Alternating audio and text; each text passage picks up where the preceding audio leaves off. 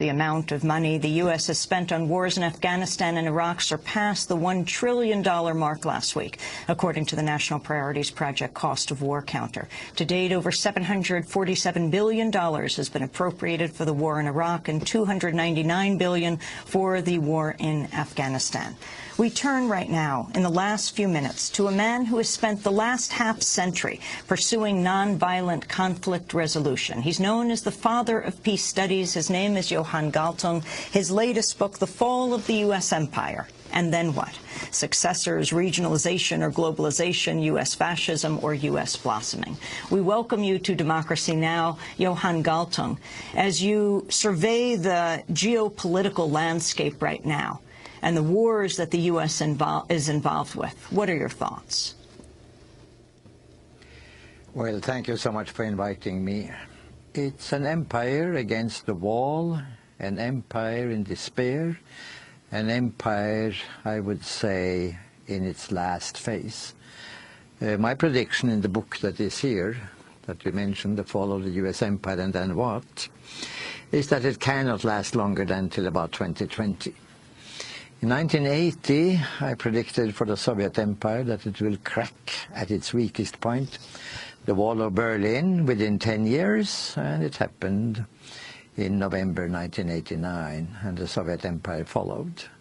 So my prediction is a similar one for the U.S. Empire, and that could lead to the blossoming of the U.S.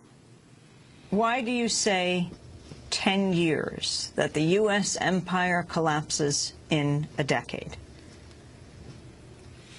Within 10 years, well, the prediction was made in year 2000, and I actually said 25 years. But then Bush was elected president, and his narrow vision, his fundamentalism, made me cut it by 5 years, because I saw him as an accelerator, which he certainly did, launching 3 wars: war on terrorism, war on Afghanistan, and war on Iraq. Now, this comes after the U.S. did not win 1953 in Korea and lost 30 April 1975 in Vietnam. In other words, we are now in war number 5 of major significance. That is typical for the decline of the empire, that it goes like that. When you ask me why did I have that time horizon, well, I made comparative study of quite a lot of declines of empires. I'm a little bit of an expert on that, actually. And there are certain factors that are similar. They rise and decline more quickly now. Of course, the 2 Roman empires, the Western and the Eastern, lasted longer. Now it's quicker. The U.S. started, I would say, in 1898, walking into the shoes of the dying or dead Spanish Empire. And we are now dealing with a phenomenon which is about 110, 112 years old. And as I told you, I put the upper limit at 2020.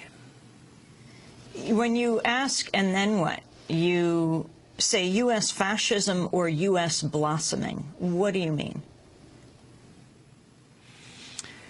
What we see right now is an intensification, spreading, special forces, increasing, let us say, from 30 to 45 countries. And that's exactly what you would expect. It's an effort to try to externalize, to say that there are enemies abroad that are trying to get at us, instead of saying the obvious, namely that we have made a construction, and that construction is dying itself. If you try to dominate the world economically, militarily, politically and culturally at the same time, and then having these 4 support each other, cannot last for a long time. And that's the phase we are in now. Now, in that period, there will be fascist reactions. It's not impossible that there could be a military coup in the US from the right. Not impossible within this period.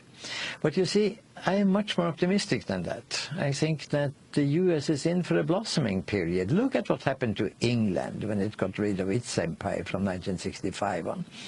Russia got rid of its empire from 1991. It took some time. There was a bad Yeltsin period. Right now, Russia is rising. see the Johan same in Galtung. France, you see it in Italy. We're going to break now and bring our viewers and listeners part 2 of our conversation this week. Johan Galtung is known as the father of peace studies. His latest book, The Fall of the U.S. Empire and Then What? And that does it for today's broadcast. If you'd like a copy, go to our website to